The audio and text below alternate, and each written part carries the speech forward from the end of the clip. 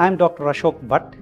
I am a consultant nephrologist working at KMC Hospital, Ambedkar Circle for the past 16 years. I am here today to talk about chronic kidney disease. This is an important disease affecting millions of people worldwide and is also an important health hazard in our country. The disease causes significant morbidity and mortality and also substantial financial burden to patient and his or her family. However, if this disease is detected early, it can be treated effectively and the treatment can be relatively inexpensive and the results are likely to be good. However, once the disease reaches an advanced stage, the treatment is very expensive and the results can be suboptimal. Now, chronic kidney disease, or short forms CKD, is a disease in which the kidney function deteriorates slowly over a period of months to years, and it progresses through several stages. Usually we recognize 5 stages in the progression, and the final stage is known as the stage of kidney failure, at which the patient requires dialysis or kidney transplantation. There are numerous causes for chronic kidney disease, but the 2 most important among them, which constitute almost 50% of cases of chronic kidney disease, are diabetes and high blood pressure. In addition to this, the other causes could be in the form of glomerulonephritis, hereditary kidney diseases, kidney stones or obstruction to the urine flow in the urinary tract, repeated infections of the kidney, the urinary tract could be some of the other causes. It would be appropriate if we call chronic kidney disease a silent killer. The reason is that it is very difficult to identify this problem in its early stages. You would be surprised to know that majority of the patients who have chronic kidney disease are totally asymptomatic in the early stages of the disease. Once the disease progresses and reaches the terminal stages, patient starts getting various symptoms in the form of nausea, vomiting, breathlessness, loss of appetite, itching, swelling all over the body, excessive tiredness, etc. By this time, patient usually has reached a terminal stage known as stage of kidney failure, and there is hardly any reversal from this point onwards. So then, how do we recognize chronic kidney disease early? Would be the question that you would ask. Since the patient is asymptomatic, how should we know it? So basically, this is detected by a process known as screening. By screening, I mean patients who are asymptomatic but who are at risk of chronic kidney disease get certain routine tests done irrespective of whether they have symptoms or they are asymptomatic. Now, what are these tests? These tests are relatively inexpensive and simple. This includes a simple blood test whereby we measure the level of a substance called creatinine in the blood, and based upon the estimation of the level of the creatinine, we would be able to assess what is the level of kidney function of the patient. In addition, we do a urine test to look for protein as well as blood in the urine, and presence of either of these would suggest that the patient is suffering from kidney damage. So the next question arises as to who has to be screened. Now, if you are at risk for chronic kidney disease, then you need to get screened whether you are symptomatic or not. So who are these patients at risk? Those who have diabetes, those who have high blood pressure, those who have a family history of kidney disease, those who are obese, those who smoke, those who have recurrent kidney stones or obstruction to the flow of urine, those who have repeated urinary tract infections are the ones who need to be screened.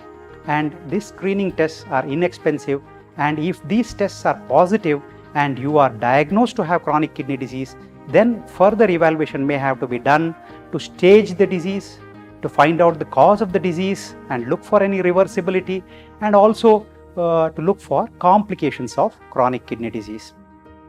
So by this method, if we identify patients early, then the progression to kidney failure can be substantially retarded and in some instances halted, and in some instances, like in case of glomerulonephritis or obstruction to the flow of the urine, if these are treated effectively, restoration of kidney function is also possible in a number of cases. So how to go about treating chronic kidney disease once diagnosed? Now this, what I am going to say, is the most important pillar of treatment of chronic kidney disease, that is control of blood pressure, control of blood pressure and control of blood pressure. Now, any patient with chronic kidney disease, he or she should have his or her blood pressure brought down to less than 130/80 and should be maintained at this level consistently throughout his or her life to be effective.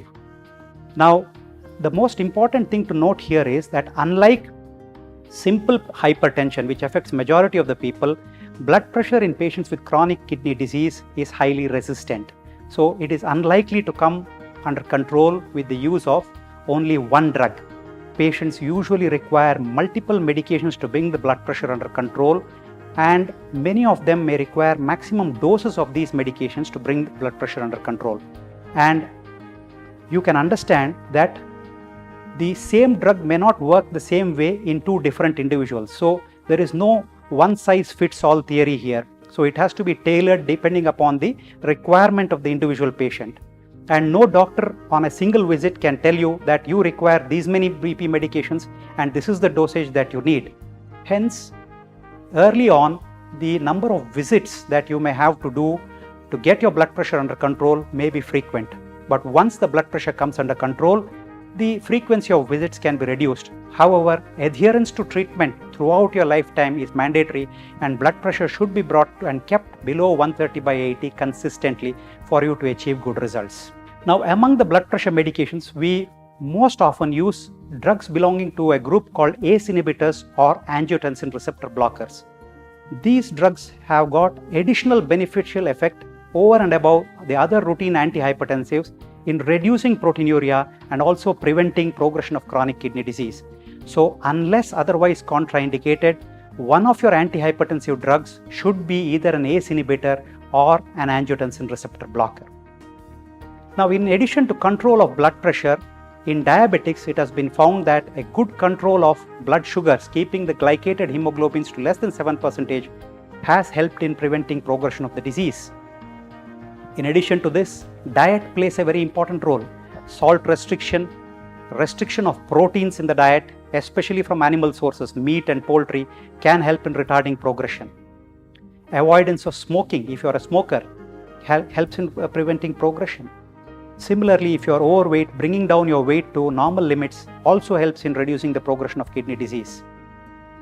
In addition to all these, patients who have diseases like glomerulonephritis may have to be treated with immunosuppressants, and patients who have obstruction to the urinary tract may have to undergo surgical intervention to help to improve their kidney function.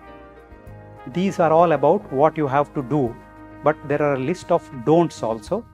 One of the important things which CKD patients should know is the drugs that they need to avoid. It is very dangerous for a chronic kidney disease patients to self-medicate or to take over-the-counter medications.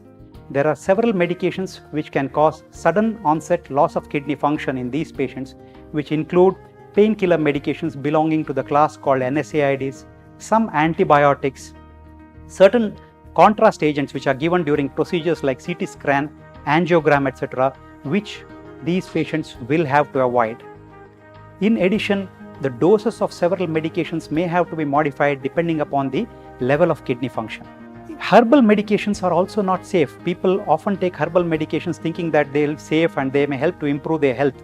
But there are several reports of herbal medication associated nephropathies and worsening of kidney function. Therefore, my advice to you would be not to use herbal medications. Now, all these treatment modalities which I have listed out would be effective if it is started early in the course of the disease, and their effectiveness decreases as stage of the disease progresses. Once the patient reaches an advanced stage, we would be grappling more with the complications of the kidney disease and treatment of them rather than preventing progressions. So we may have to manage anemia, we may have to manage mineral and bone disorders, fluid overload, and so on. And once the patient reaches the stage of kidney failure, then the only treatment options that are available are dialysis and kidney transplantation. So my message to you would be, help us to help you to prevent kidney failure. If you are at risk, please report early, get tested. If you have the disease, start preventive measures early and adhere to them throughout your life and prevent kidney failure.